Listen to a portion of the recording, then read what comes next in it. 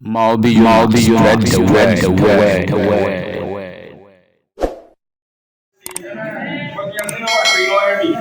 Wọ́n ní bàbá mi kó mú ìwọ̀n rẹ̀, wọ́n ní bàbá ẹgbẹ́ láwà yìí, ní àwọn àmì níjẹ́ ìwúdí.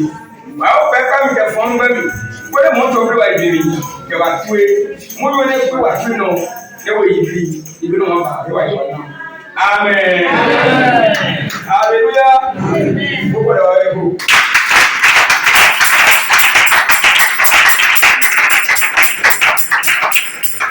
Ẹ̀rọ kẹ́ yẹ́bẹ̀rẹ̀ èyí kẹ́ yẹ́bẹ̀rẹ̀ ẹ̀gẹ̀fẹ́ wò. Kẹ́yìn mi bẹ káàkiri kẹ́kẹ́sì. Nyama káàkiri mi bẹ káàkiri náà kẹ́kọ̀ọ́ àrọ̀ ìgbẹ́tì. N'egun pépé ni kàwá pé ìtàdé wò yá wọ́n ní amen. Lọ́kọ̀ yẹn wọ́n káàkiri so ìjà mi ò gbádùn yìí wà lóba. Kọ́mi kiri fún gàmí ni kó sẹ̀kí so ìjà mi ò gàmí ni bí wọ́n bá wájú sùn. Hallelujah. Yo, máa ètò mú èdè wà lóko ṣe wà bùbí. Number. Hallelujah. Amen. Genesis 2:15. Why you anyway? To a guy papa. The cat is coming no. Yeah. Lord, you know when you apply. So then you pay the radio. Hallelujah. Amen. So cabbage. Cho cabbage. The man what that's here. Yes. Ne suka cabbage. Cho kakemi you want to ask him Satan. Hallelujah. Amen. Lord, when you're negative working. Lord, children that's serious for. That will get you working. Naturally, that's how Samuel have any pay negative working. About it. I'm not buying to me. Go to me, Modeke. Amen. Amen. Network kake the massa. Kake the son. Tell the massa. Seta suware e masane say yes etuwole abiesa amen lo si abore yo kazibanji no seta suware e pari tu debe e pari tu ka ma pari tu mi yo ko ne ke debe ne ke ya ko be ba lo kan lewu ko ba so le mi ole mi no jo chai hallelujah se lo ba kadigo munyu ko ba ke hele mi no wa esi amen amen. Yegwadi wa kusamunya. Hallelujah. Yegwadi. Enene yegwadi o kwa gani ukaseke ya. Omana ene yani yegwadi. Wodeke amen. Amen. Hallelujah. Amen. Endo ke Satan yegbo kamene. Jata. Nenge no kola yemi no. Tijere. Yo ewa gasini ngala yo. Ala ya ko to kumuno. Se glory kambe. No ayeme ne siyo. Jesus. Se eneme nye le we siyo. Eneme wi. Satan mate si wo ebi o. Ihe ga bu sana jange mate si wo jange wo yo. Hallelujah. Ina hebuwe. La ko di ake mo mi jange ga ni be. Ina hebuwe. Hallelujah. Amen. Ona no ko ne enye asene wo nye. Ne ama bole wo ne bale abola asene. Hallelujah. Se ko bo lu ko ku e bi mapu. E ga le ka ja bi ni ko ni ga.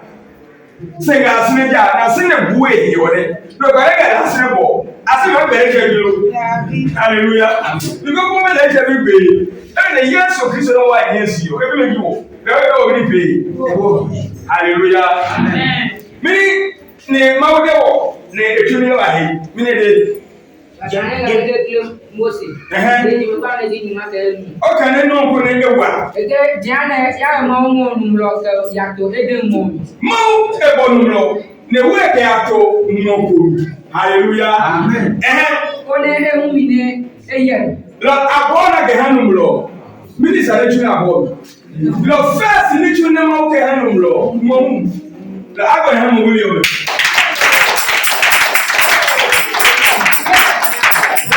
hallelujah.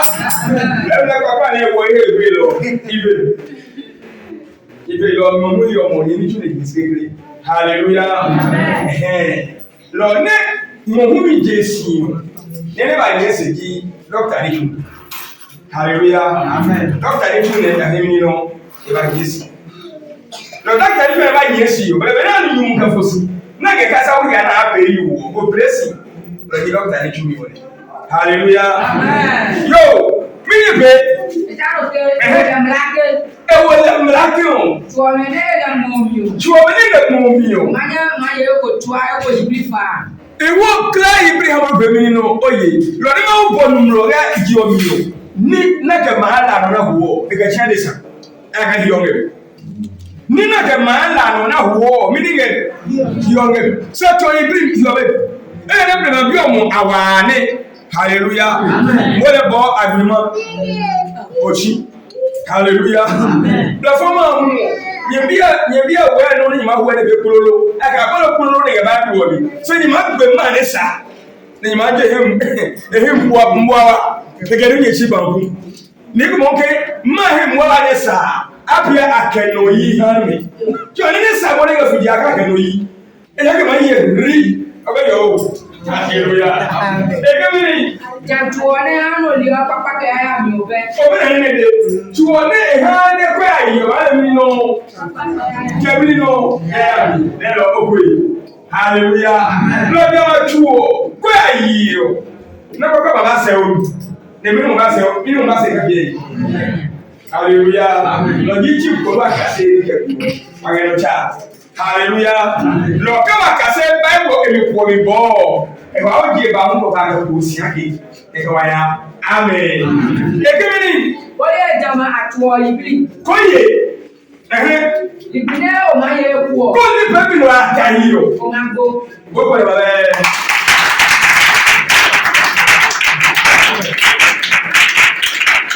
Hallelujah. Amen. Ko be. Wa go lo abu. Bad manager go. Police go. Lawyer go. Bí wọ́n yọ ń bọ́ ní ẹ̀jẹ̀ ní fún àwọn ń bọ́ tí ó sọ fún ọmọ ẹ̀gbọ́ hallelujah kẹ̀kẹ́ mínísítẹ̀ ìgbìmọ̀ ẹgbẹ́ bí ọ̀gbẹ́ fúnra àbúgbòdé mínísítẹ̀ wà mí hallelujah nínú sẹ́tẹ̀ gbàtúpa àbútọ́ kákẹ́rẹ́ ká ní fíìmù ní egun àdìsàn ní hallelujah lọ mí ní ìgbọ̀n egun bọ̀ kẹwàá wà mí hallelujah lọ́dún kò bẹ́ẹ̀ níbi ní bẹ́ẹ̀ mi bọ̀ ege wà kaba hallelujah lọ ẹnu ẹ̀jọ̀ bẹ́ẹ̀ ká ní ọ̀sán fún ọdún yìí kẹ́ ní máa wọ̀ ká kẹ́kẹ́ lọ́nà mi nù egbò kẹ́kẹ́ ní àpò kẹ́ ní pòsìtà kẹ́ yíra tó sọ fún ipa hallelujah màtí ọ̀nà ìgbẹ́ sọ̀nù ẹ̀bà gbọ́ kẹ́kẹ́ lọ́nà àtọ̀ mi nù màtí ẹ̀wọ̀n àgùn hàn mi nù àgùn àbúrò kò hàn ní hallelujah lọ di omi kúrà wà pé kẹ́ sẹ́tà àgùn wà kẹ́kẹ́ bẹ́ẹ̀ hallelujah kẹ́ni Roma ní wọ̀kẹ́ Roma 3:23 kẹ́ni wọ̀kẹ́. Roma 3:23. Kẹ́kẹ́ mi ni. Ẹ̀dá kan adẹ́sà ìtúwó fi yáyà. Ẹ̀dá kan adẹ́sà mi túwó abẹ́ yáyà mi. Ẹ̀ma wọ́n hẹ́ mi ní àwọn ìbọn mi. Ìbọn sọ fún ìbọn mi. President Manche mi Paul kò fẹ́ lò hallelujah adẹ́sà ìtúwó pẹ́ yà mi ni mo ní ẹnu yẹn bọ̀ lọ́dún náà ọbẹ̀ ìsìnkú kan náà kẹ́ adẹ́sà ìtúwó. Ana gawa bana yetu wale bibi yenu na kile sanju akabida ma yetu ngo tabe hallelujah amen se bene bene fo ka ojio hallelujah ona bene ngeta lo muodo ne ngwa hallelujah ne bolo bale wo ke ne na bi wone yo bumune agutupa hawata yetu mungu se wale ile ndio 26:4 yo 26:4 nene yenge jiyomi je ina wone hallelujah 26:4 Kanenga hiyo ko tuye nyoke bakani ni jiye. Mena le pio ori ne ko tumunyu le. Yo 26:4 Men le pio ori no ke tumunyu no. Mena mu le je omi. 5 Badio me ahemi nge me hia ye zoom. Ai me hia ye zoom. Hallelujah. Because yes am I can. Hallelujah. Amen. Can Kabiyo bi. Yes am I. 26:4 Ike academy boy, academy boy. Hallelujah. Amen. Mungu hallelujah. Amen. Ni kane ne abamija. Nini ingala makani okere ika mando. Etekesio. Mo numlo adesan. Ne uniform. Ani omajaye obolo ehimilo. Hallelujah. Amen. Kede we kai lo. Ima ko jisi kaba. adesane yone efonwo o ma da nga bolo ni wa bike kekeke ni ma bolo mlo yone fonu mlo hallelujah ma o ne bolo mlo le o lo ko ni no ma ti aga mi no ma o be se no e to ibri mi o iwo ne sisi mu lo ko ja e to ibri mi o awon mlo ke agume na mi iwo e mene e to ido kekeke iwo lo ya mi so ka ni mai hallelujah amen eno adadi o ke bi o je nínú o me ade go yoshi hallelujah ka bi o ya ye bi o kula ga bi ni krimi ni o mi krimi se wona sana fi acho aga nyo na lele e wo e mi krimi ka fosika duwo lo ba o bi o fe wo mi ha ko le e bu de wa ko le duwo mo wa bi mu re e ma ni hallelujah say you are to bring your kekere the bible can e hanyu mu ngwe ne eyi lo aboyu adesake agumi no you are me hallelujah lo e am yo e masimo no an what for me lo the bible go say o le mo adesane iyo ne fonwo ani o ma dane obolo ehimi Job 25:4. Hallelujah. Mother Job, Job 25 verse 4. Meaning Leke ama peke bu numlo dalo ngema yimike. Leke ama peke bu numlo dalo ngema umeke. Numlo ne yo fole. Ona so numye. Aga numye be ya bo. Eso we. Na ni wo ba lo kwatu. Lọ́nà máa ń wẹ̀ wọ́n pèlè nìkan ìwọ̀ ha yọ rẹ̀. Lọ ẹ̀hún ní kẹ́lẹ́ kò máa fún ẹ̀ wọ̀. Ẹ máa gbọ́ ìwọ̀ ẹnu. Hallelujah, amen. Lọ wẹ̀ fẹ́ wọ́n ní ìyẹn bí hun o. Ọmọ náà kan, ìwọ̀ wọ́n ní ìwọ̀n ha o. Máa ìwọ̀n ha o. Lẹ́yìn akáká kápẹ́ ní ọ̀rẹ́ lọ́kì. Nìkan ìwọ̀n ha wí ìwọ̀ hun o. Ní ìwọ̀ hun ẹ̀ abẹ́rẹ́ yẹn ní ẹ̀jọ̀. Ìwọ̀n hun bẹ́yìn. Gẹ́gẹ́ bẹ́ẹ̀ kàmí àbí ní àyẹ̀bí jọ̀ ń bẹ́yìn o. Lójú ayé kò ní ọ̀rẹ́. Look, mwake matato how many no mwake. Look yini masore. Hallelujah. Egeni Kema peke ne e macho. Kema peke ni nulo e macho. Tipo be opuni tumi tufa. Lewe me ma yo mo. Nene ko be ya, lawo no tufa. Wo ka je heko, ma ba ko heko hamu. Egeni Ekio. No yo de tawe hamu. Tuna be ni lo ke che ha. Nabi ne engache ne family engache kiko wala for market ma goro ma oke lele ngwe na fa ni wo to wa ga na pe hawo beni hallelujah ekemini ekene do do ipo ahemi chowe hale ne do do po ni chochi lo nenge ka aklokun mo hallelujah wala bene buwo ha mi ro ka o ye no ga aklokun ye yo edo Gẹ́gẹ́ nínú ìdánwò ayàbùgbùn yìí kẹ́kọ̀ọ́ nàmọ́ ìmáyẹ̀wò sí kò yẹ lọ bí ẹ̀sìnyẹ kẹ̀lẹ́jẹ̀ zọ lẹ́gbẹ̀ẹ́ ní yẹ̀yẹ̀ ó bàbá jọ yìí lọ́wọ́n ní ma wọ́n kẹ́ àfíà èdè àfíà lóko ní ẹ̀máwọ́ ìmáyẹ̀wò wọ́n wọ́n ẹ̀ka mi nínú àtọ̀ alógọ̀gọ̀ bọ́lá gẹ́gẹ́ bí akọ́kọ́ mi nínú ìwòye kẹlẹ́ ìmápe kẹsà mọ́ mi kẹ Chona ngata. Lo eno ejecho yaya no nínú emi. Hallelujah. Yo. Lo akecho ko na bo bi se lele o yin no bebi nínú oyi. Lo keje mo asana gba na je ma cho no ke ba. Ni la mu e ba gun ha ni lo le. O ge na lo kekere chuo ebi chupa na ma gun le agun saketo e ha do fe no. Wagenalo se chono ne edicho papa ebuguion lele anyagun kakaka hallelujah lo onika mona no lo be jomi lo ko lo ya ma le Kristo kaga no ba ene agwon ne le du banana agwon ebe ni chumo mi no enye ni otun bo ni Kristo du pa wagenalo Janengore ekemini kekwa beno chonya wanaro lo ni tibano se wa mi wa ne ya no wa ba chopapa echupai 2 Corinthians 3:18 Can I agree to me? You yet can you market by? Ekemi What we still be there and try to know big one. Tuna wabane Kristo enu eago wabane Kristo enu Okay, what we still be there. Let me have no big one. One year I hear you join me by the la eba go pe mi no ayie ko eri anu ye ne pe ka mi buwe wa mi buwe lo ni no ni ga wa mi yo na na wa nu no e ha wa bi okay no ba ka ga mi no wa nu no e ga wa bi e wa de ke ngabe ne he hallelujah e ga mi Kekeme ayemi nyami oji nyucho myone. Kekeme hemi anyam ji nyucho mu. Le mu no ke ba he wa beti yo. Le ji tu bana ba wo ni. Ke mu no ba je o mi yo. Le ji tu bana aguna mu wo ni. Ne yo mi be e yo cha. Hallelujah. E ke mi Kio. Ne aka ne mu yo nge ni chu e wa mi. Da eji. O be na iko be ake tu no se ake. Ake tu no se ake.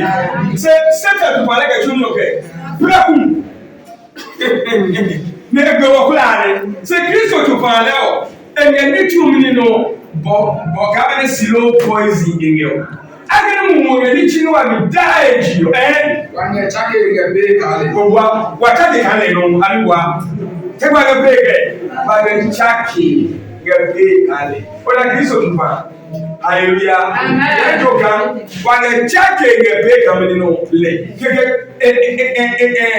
Ebu baba ko duomo no ka jimini no wami hallelujah amen yo ka eba o tu o ka je wami yo o ya sune anana no yi hallelujah amen 1 Peter 2:21 cheke wa ka cheke ga pe ka Kristo ari bwalo lo ka ebu oba ke Kristo du oba yo mi tan ne e tuni o be ga tan baba yi kamene hallelujah Ekemini. Ekemini. Mami oke. Eno e mau chanyone. Eno e mau eche wokeba. Eda Kristo ni che na amanehu. Eda ka ne na wa mengu mi ne pe na amanehu. Mami oke o. Eda Kristo ni che na amanehu. Ne eke lo pe no ye no hanyu. Kone yenye esi hallelujah amen no ekepe no ye no ko do anye mi no esi ekemini ebere ya mko la ka ko mu ji enya le mi ni ji enya ye hallelujah no ko ba ne ka Kristo abo na kemini no o keke no ya abo na kemini no ya yes la banko bi ni pe hallelujah amen Babe, la kamenje. E be ba. E to ka wa yo la pe ka le ni no. Lulu. Yo ni wa pe di ka. O ba mi no mba mi. Mba mi nya mi. Ko wa pe ka le ni. Kristo. E ke ni. Ena ya jeo. Bena ya le jeo. E jeo no ka to be na ni. E jeo ka be ni no. Hallelujah. Amen. Bena nga manehu na yo. Bena nga manehu mi mo mu he. E bia ndogo. E bia ndogo. Hallelujah. Amen. Ipope. Kwa ma bieja. Kwa ma bieja. Bene litimba wayo, kana ngaida. Bene e masube to se pe nemba. Wale nyo wana tu. Liti. Liti ni chawali bwa. Ewinu. Lila ne bio. Eno ne wo. Sikuri di bono yiyo o emi kin na bo pe gbe yi leti o ma stop so ma butwe ara ma je ko we ya motimu o ma stop no bu o te fe ara ma o ma je ko we ya ko mo de go o ma bu da fun ma nu ne o ni de wa bota o ma je ko we ya le bo de han hallelujah se kala ke mama yi mo ko ma tu anu kwali yo ke bu so ta mi ma be ba mi no agora we no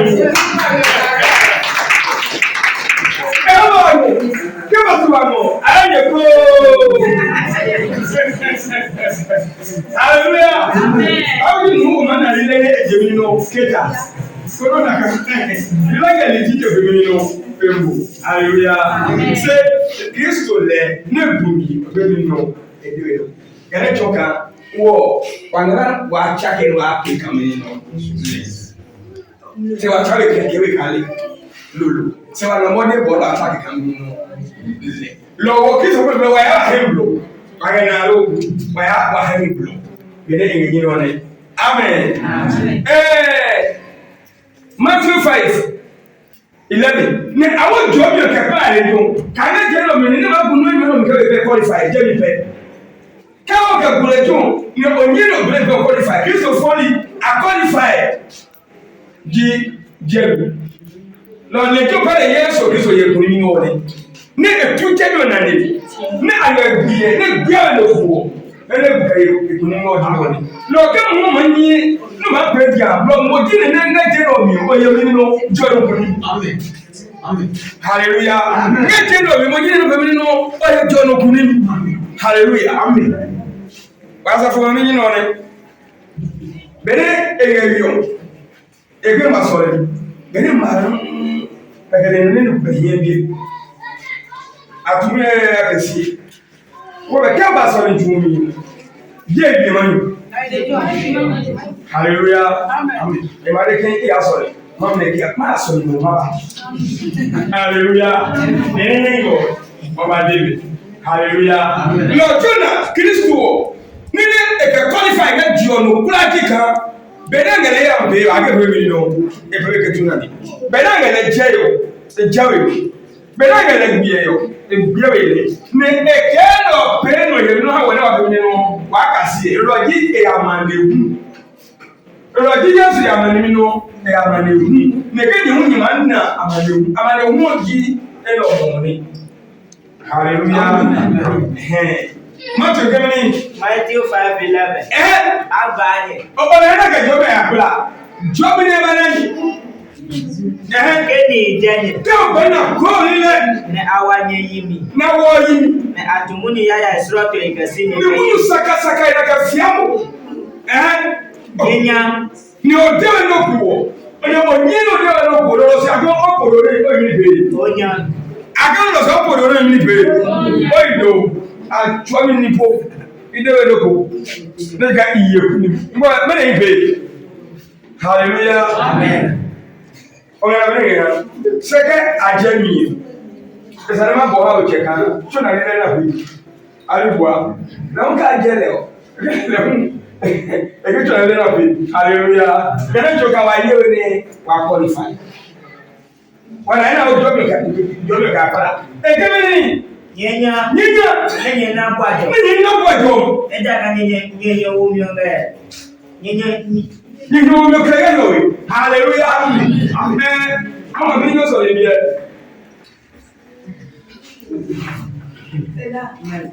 Sister Mary. Mama Mata. Hallelujah. What is my mama? Mama Mata. Oh hey God. Can you go mo je fi titulu apenya. O ma yi golo.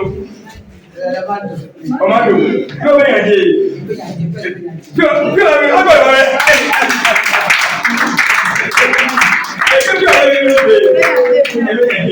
Hallelujah. E lo be ne ji yo. Chewa ga nino mena. Nino mo e ma jege mami ke ba fia. E ma jege ye mami ke ba fia Christopher. Yesu ne ka se no menye. Amana mo ne ga na yo ne engananga mambi ade. Ana engananga ebuo mi no. Engananga mambi ade. Hallelujah. Amen. Go ahead, ka ke ma ku.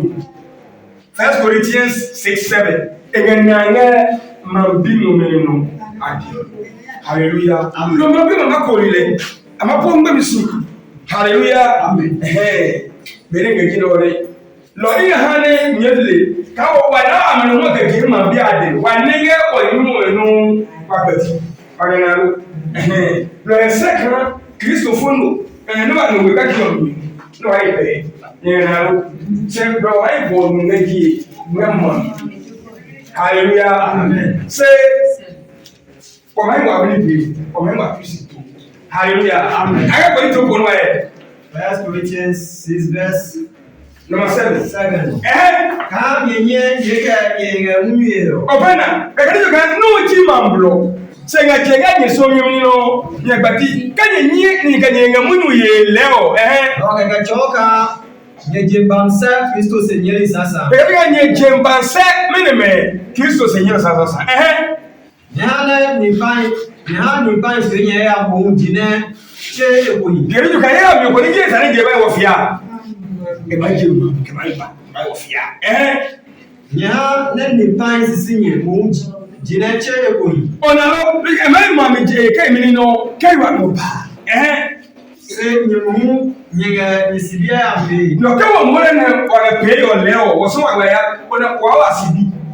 Pe yo Ne nyega nisibisi Brother was busy yo. E kare no choka wa be mana wa. Wa na be no ngenye ha. Wa na Hallelujah. Amen. Yo ke abamija. Ke abamija. Pe why go to go kare. Like I have for the to. My ba on no na ka ga for the to. Galatians chapter 6 verse 1.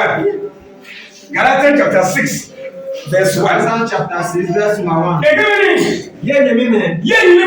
Ke yetilo goto. Hallelujah. Lo ogena wa betere ni ma jini no tomi. Ogena lo. Lo ko ni ma ju. Bilo ma ju le o. Wa betere lo ko ma ju. Ka ju e ma pra le. Ne ka abodu lo e yo. So ma pra mi no leche. Hallelujah. Amen. Ka abodu lo e pe so ma pra ka leche de abemi no e adugo re. Well, no Ephesus chapter 4 verse happening the Ephesus 4 26 amen. Ephesus 4:26. Ekemini Ke ba mi kan yeti no. Oh, bien jedulo me. Tula no baba. Ephesus be here. The key of 28. No na juwo. No na juwo. E ko jun. Lord, Yesu ke e bi nesro. Wana lo, jaji ni we nesro yo. Se blowo. Lo ke no be aju. E aju. Ne anu le o. Bro, juju le anu lo. Eko no ba gba safo egbe. Se e gba safo wiye. Ni ma pe ji, e ma pe ezo nwa. Na safo ma gba e to e ka ni no. Hallelujah. Amen. Okay, na benenge ha. Na o be ka ya mu. Kemi wera ka ya kemi. Ke no na juwo. No na juwo. E ko jun. E ko be ni no. E ko jun. Se mo enwo adwuma ke tun wa we. Se je wa cho, e mo wa we. Ne wo eninenwe nyuma. Ne e ka tuni wa we. Hallelujah. Amen. Keke aho Ezekiel 2:26 ya. Ke wa aju na safo mi. Ezekiel 2:26. Lo ba ya mi ko me ma nya safo mi. Ni ko ba ya dra. Se bro ni ma so ne he asafo jimi no pe. Bana be ha. Ta ya kala. Ka eko no. Esa ye agri kenna. Ele ba. E ba no be kan ni pe. E no fe no e pe. Se ka no ko ya di. E ya ke he yo le. Ka no ko ya gba agama e ni be ya ke. Ka no ko ya pe. E ya ke. Ba na be no ni ya. Lo ya mu me na tu. Hele me e ma ya jige. Hele me be jige. E ba bro ke o kwa ide ga hero ya ke. E jige semi no loko. Hallelujah. Egemi Ezekiel 2:26. Oh. Jeremiah mo ye kare Jeremiah mo wa ya. Jeremiah 2:26. Hallelujah. Egemi Jeremiah chapter 2 verse 26. Lo Yesu nge epide ga safo me ke o. Kentu o nge pati yo. E go be mi no. E go akọ no go no e esro. Lo ko li pere agotu yo. Jeremiah ma cho me de e ma ya no e na. Egemi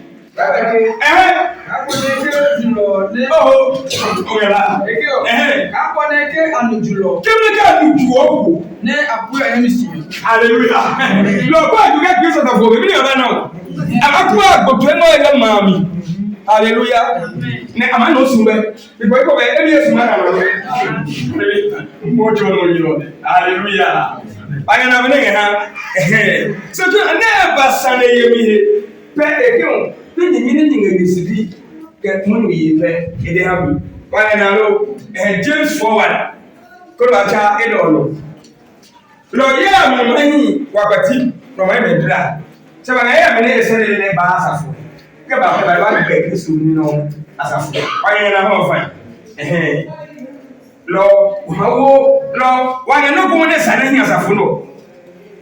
Na kai wana jamaa to be nu. Lo ka jamaa to tesi ko si be mo no so ne kama mo ma domi. Ko no lo no wana jamaa to be nu. Ko ma ye ku ni fuja no agbe. Mo de ke amen. Ekemini Yakobo 4 verse number 1. Ekemini Eke take penega ni patio. Chona ebe ke ma mi o. Se ni ba je nye peti ga yam no le o. Bini ka ilo me ba. Ni nye ni lo wo ke ba. Ani fi ye lo mi akono ni ne ga ni tue ga je bilo. Gari ga mu mo be ko je ya. Be ko se. E ga fe wo ma be ni paka. E ga ro ni paka pe ya bu. Lo to na kan e su ni pele e ba no mi. Se ye ga le e be baba. Wa na lo. Lo ke ya mi o ba. Keke tuna e mi o pi onu ake no. E pi onu ake ne pi. Hallelujah. Amen. Se pele ga bi oni no e ke ba ha no go fe no go ke engeni fu ke ya. Wa na lo. Ni wa cha no nge Galata na ko ni ba ba ha kan yo ko wa ya. E ke ni. Galatians 6:1. Ye iko ba mu to to na an ka yo ni nge ti yo. Ja be afole se ko te si yo. Ya afole se ko te si. Lo mo bu to fo. E ke ni. Ye ni me. Ke ni ti no ko to. Ko e yo pa ka ti no ko me ni no. Ba be ya du. Ye ne me ma mu mo ga ni ni. Ni me e ka ko e a to mu mo be be lo. Lo mu nga bi lo ye e a be ya bi lo ne a be ya be gbotwe ni a be ya bi lo ni. Mu ma gbe ka ba si bo. Se mo ni mo la pe ko lo lo mo do le ni no e me we ki. Lo ne na we ki a ha mo ni chu. A ha mo ni chu. Mo ne o be ya ha mo ni no ni chu. Ye ko mo de ne ye mo la ka ba bora de no. Mo ma bo mo de no ma nu no ka ba bo de be ni no e da no. Ye to ni visi bla ka pe no no. A to tu si ka pe. Ye saminya. Aya saminya. Ko ne ni che me hu ye ko asa jama aka. Ni ka ni no bio. Ka ba la ga blue o. O ma ni blue no. So ni ka e ko la yellow here. Lo ka la yellow ka we le. E ka blue le o na ni no bio le. Lo ko ya o ke ko la yellow ka we no. E ba fa bo. Lo na ake o ya o ni ya ka mo ma yellow here no. E man bu. E ke ni Ye ko ye sipika tro mi o me ka bo ne Kristo mbla chon ka ye bi o. Ibo be afari sa ko te fi. Afari sa ko te fi no. Ni tu no se no ya mo. Ni ka no ko fe no la be ya mi minute ro. Ni no ko be ya mi be minute ro e. Lo akemo e be no ke tro mi yo. Ba le ka pie ka yi tro. Ave ke pie. A se wa ni. E ke ni. Hallelujah. Ko do wo ka fo re ta. Ni bo le ba we. Lo yo no ba ga fo le se o ma ni ye. Hallelujah. Ko be ba ga fo le se ga ma ni be. O ma ni o ye. O ya lo lo ke di kan no ya pe ya na sa fo pe. Keke ara ni su. Eke tí ó ní bá kú inú. Lọ tí omi ní bá kú inú, akẹ́kọ̀ọ́ obìnrin nínú, ó yà pìyè. Lọ pé mi ní bá pè lọ díọ̀, adékẹ́ ìjọba ní àbọ̀, ó yà gbà mí ní wúwo ní wọn àbọ̀ fún. Àkóṣùwèé ní ó ní ẹ̀kẹ́ sí o. Ṣọ̀nà ẹ̀ ń lọ, ẹ máa gbé. Ẹ bó yẹ bu a, lọ bó pìyè. Wàá náà lọ, ó yẹ kó pìyè. Wàá náà lọ, waba James pio ni ingala na ehia safo no mi ni ke wana no nu ngefayi ni wa lo ni James 3:18 lo ke mo je ba so le ba na mo dum no bu ke yo dum lo ke nu ga safo no mi na wa ni ma o yi bi se ke ko ga safo mi ke bi po ba be ni be ba be su Hallelujah. Lọ́wọ́yàfó ẹnọ ẹ̀yà. Èkémi ni. Àlejò ọ̀pẹ. Ní ilé kọ́tà pẹ̀. Lọ hallelujah. Lọ kẹ́yìn lù ní pẹ̀ ekúni. Máa ń súnmẹ́gẹ́ ẹnu mi o. Ní ekúni ní wàá sẹ́ ẹnu mi o. Àsàdá ànàmẹ́nẹ̀mẹ́. Pẹ̀ kọ́tà ni. Hallelujah. Wagẹ nínú kẹ́pẹ̀ bá lẹ́nu hàn kiri o. Wọ́n abẹ́ nìyẹn ha. Ẹ̀ máa ní bọ̀rọ̀ bẹ̀rẹ̀ nínú ẹ̀ máa kiri. Ẹ̀ bá pẹ̀ kẹ́ lálẹ́ tù. Kẹ̀kẹ́ ní ahánàkó pẹ̀lú kẹ̀kẹ́ agbèlà. Ahánàkó ń yún kẹ̀kẹ́ agbèlà. Mẹ́rin lọ méjì lágbèlọ. Nyújọ hallelujah. Lọ wàá sọ̀rọ̀ ní wàá nà ní mi náà kẹ́ yín lọ ẹ̀ nù wáyé kuni. Ní ilé ìpè ọbẹ̀ nínú ẹ̀ má tẹ̀ pẹ̀. Náà ẹ̀jọ̀ bá. Lọ́kẹ́ ẹ̀pẹ́ dàpọ̀ mí níbà. Ìwà méjì bí ayé o. Lọ́kẹ́ lọ sọ̀rọ̀ ọkọ̀ ìwọ́n ní mí yìí o. Mí ní yìí o. Àṣẹ jẹ yìí. Akẹ́kẹ́ àpáta àpọ̀ mí ní lè bá ayé sè. Lẹ́jọ́ mi. Hallelujah. Lọ́kẹ́ lọ sọ̀rọ̀ mọ́ ọ̀nà ẹ̀dọ̀ mi. Lẹ́wọ̀ lè ní ìgbà mi bè. Sẹ́wọ̀n pàkà.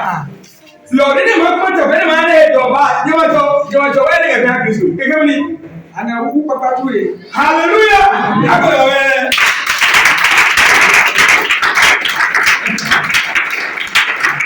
Jẹ́wọ́jọ́ èyí mi ní wúlò yẹn dùn. Adìrẹ̀ wù. Ayọ̀bùa. Èyí bẹ̀rẹ̀ fún ẹ̀yọ́ níbẹ̀ yẹn dùn.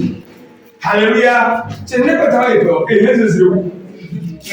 Hallelujah. Ṣèṣẹ̀ wù náà lè nílò tuntun fún wọn lẹ̀. Ẹ má dà yẹ bí o. Lọ dùn náà. Ẹ̀yin na jẹ́wọ́jẹ́wẹ́ kí kò kàn mú ẹnu mu. Àjẹ́wẹ́ mú mi fire mínínú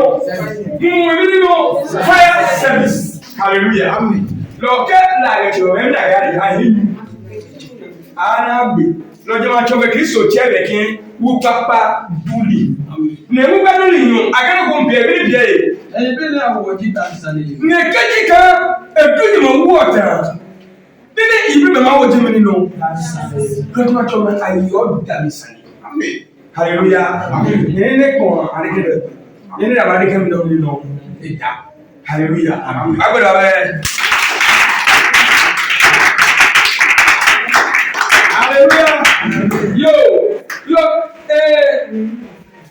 ẹnna lè gbé wọlé o tí wà nàbó. Ẹnna lè gbé wọlé alébùá. Nè ẹnna lè wọ dá yẹ wọ ṣùgbọ́n báyìí fi ní wọ dá yẹ nọ ni. Wàdà ló yóò wọ́n pé wọ́n máa tó ẹ̀ àyàwó èyí bí mi ní efun náà wọ̀. Lọ́kọ̀ wọ́n ní ké tupa náà bò ní tupa yẹn. Hallelujah. Lọ tupa náà bá sẹ́ Alison fẹ́ Alison èmi. Lọ́kẹ́ àkànní pẹ́ o kẹ̀kẹ́ ọ̀nà tupa. Ẹ mú náà yẹ tupa yẹn. Hallelujah. Eyi na yọrẹ ní gẹ̀ẹ́sì. Ọmọ na yọrẹ ní ọ̀gẹ̀dẹ̀. Àkàbà bàbá bá lè kàn. Wọ́n kúrò wà pàrọ̀ yẹn kìí sọ̀rọ̀ ní àìkàn wà ní buwọ́ tó bá mi nínú ẹ̀kọ́. Lọ́wọ́ àwọn ọmọdé bọ̀ ní akpọ̀wọ̀ kẹ́jì buwọ́ tó bá mi. Náà bẹ̀ wọ̀ Kristo mi nínú. Níjẹ́. Bùrọ̀dá kẹ́mi mú kúnkúrò bá níjẹ́. Nílẹ̀ ìbá yẹn sí kàn bíi. Àbẹ̀wò mi kò fi ẹbẹ̀ mu. Ọmọ náà nọ̀rọ̀ ìfọ̀sẹ́jú yìí. Agun kekolo yi kẹ nọmi kẹ hallelujah wọn ne ko ne agun ẹgbọdze fọmi kẹgbọdze nume n'anga nọtú mi kóòtù yẹn wọn kẹ nuku ba fie nume nuku kẹ kẹbẹ ne langẹ o ne káyìsì kẹ o nọtú ne ba fie nume ne ma nu ni kase mi agbo yi o hallelujah lọ ọdún ní o lè sọ wà mí kiri mi kula ní ní wà mí kiri mi o lọ́ọ̀dì. Káyọ̀ wí ọmọ náà kò lè rẹ̀ àríwá kò lè súnmẹ̀ lọ́nà onígbẹ̀gbẹ̀ ẹgbẹ̀ gíìmù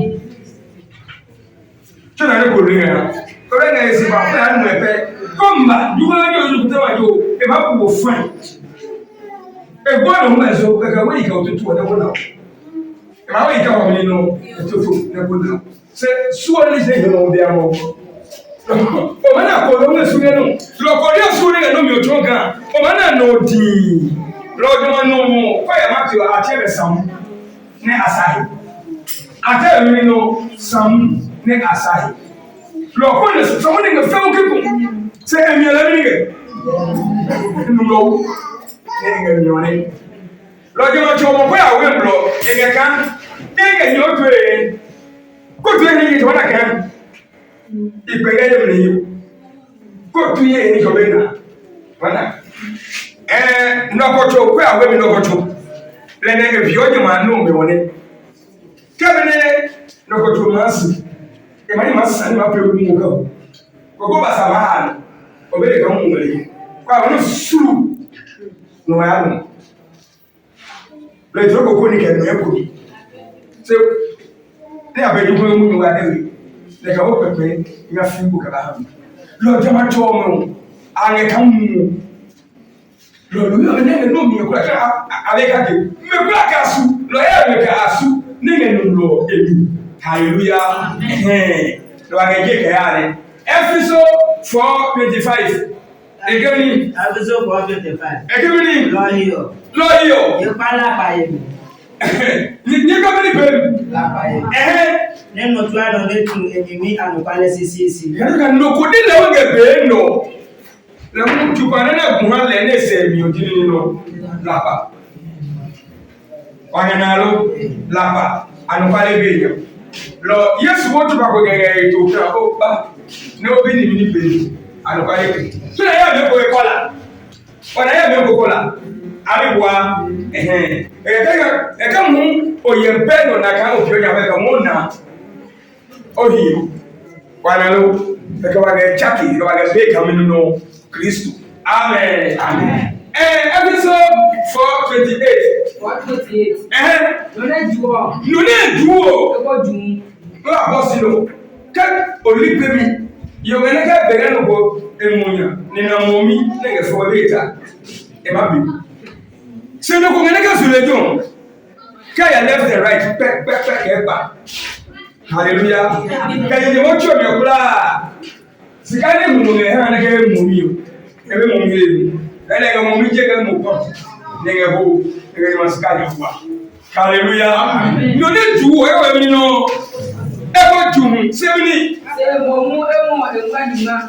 Kachuli wa we ko ne e na no ko ne e ga ye gwa ni ne e fi.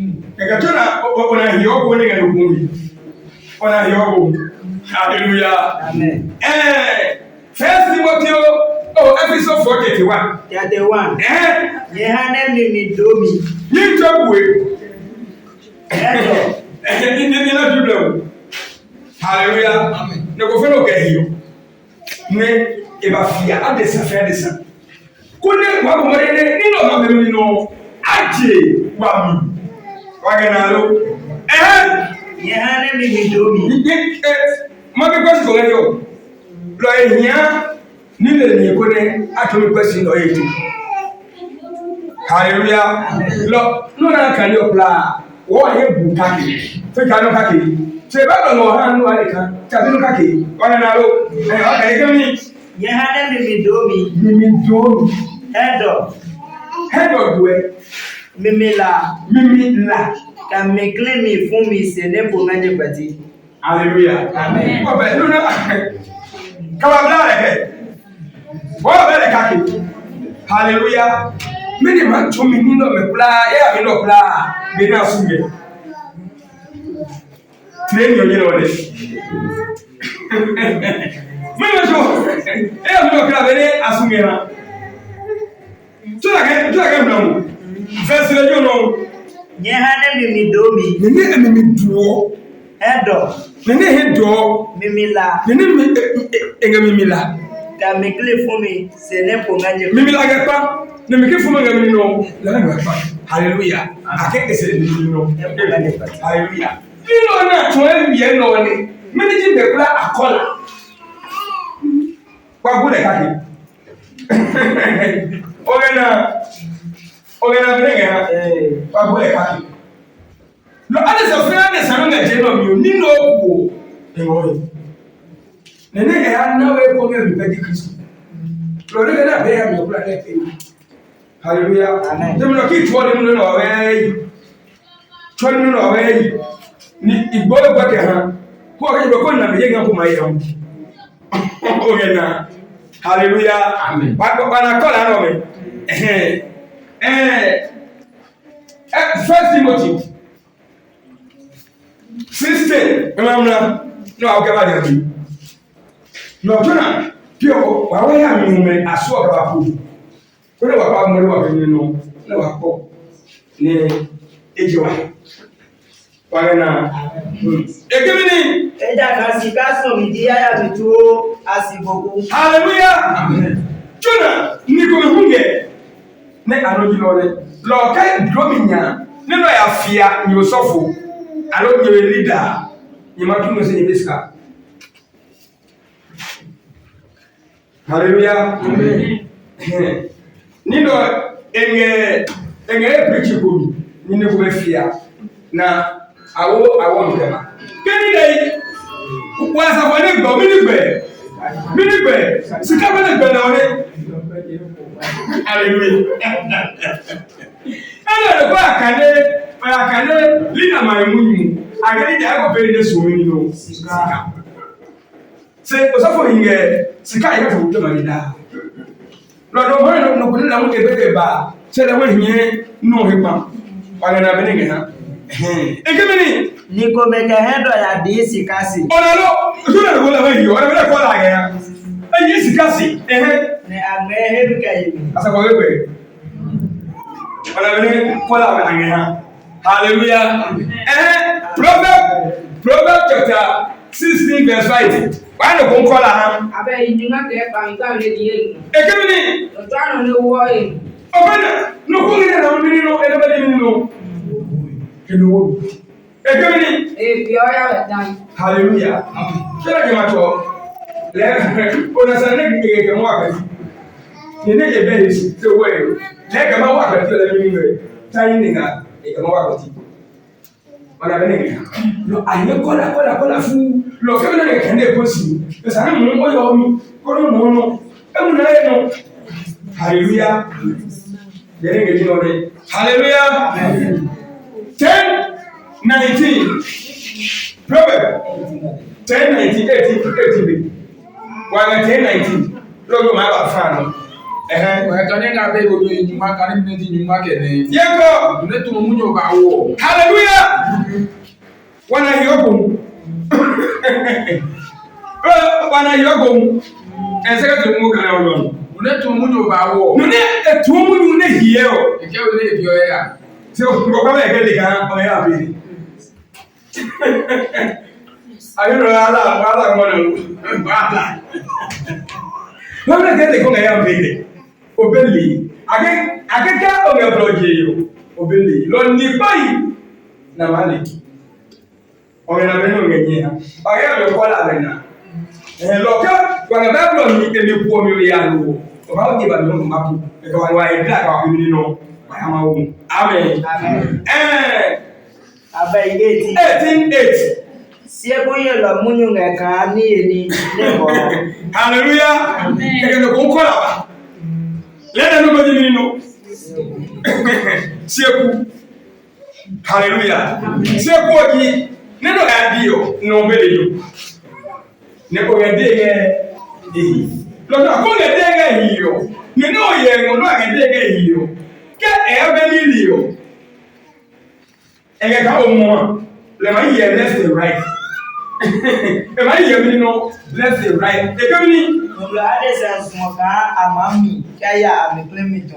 Okay, na bene ga. Lo ne wo seko ke bo mu. No ga tebu yo. E seko na ye ba e ke mo ha. E ka ni o ga be ni be. O ga yi.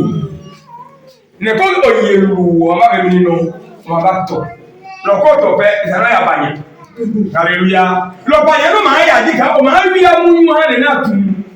Emu bega gidi pecho choga ya numena ana mana ganye ha hallelujah baba 50 alebwa Psalm 50 verse number 1. yego Ege yawe mena manyi go go tumo nene mena mbo na ko ba nsika yo be meji mene oyo kuko no oyo kuko reji matinzayo ni Jesus Christ yo emi omi mena manyi de jo mena malejo na piano ko be nene oba pia mi na nge ne bi ono ne da nene ba nene da ba bi da ne tumo anu ba le sisi ne munyu ko be ne pe ne eyi no esieku agora go aga kyo na kana yo ko kola Hallelujah. Amen. Hallelujah. Brother James 1:26. 1:26. Oh, yeah, look at the And Yetino Kosusuaka, and a Mauja Bonesalo. Yetino Kosusuka. Eba wale ke jane eke edane e ja ene esane dama yo ni le lo mo pe sina bi ole Dama no Jamajo e ko elelemi e be mi no e ko elelemi bi ti ko no me ko ka bo tebro hallelujah bi no ku to ma me bi to bi no sisi ne mi wa la ka ko isa ko ko ni le ye o je ni mo wo ti ke e ko ni le bi o ko ka bi e yeah, call the man. Move. Call the man.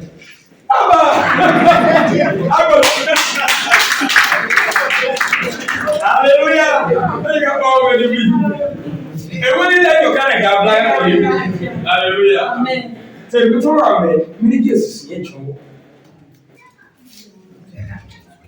My brother, Jamano, Echo Elilemi. Echo Elilemi. Get a quiet Elilemi. Get a quiet Elilemi. Tapping my own name and die. I guess I was in it. Say that in Niger. Say that Niger in a CC. That's why I'm going to have a baby. The baby let me call. Look at where they let me.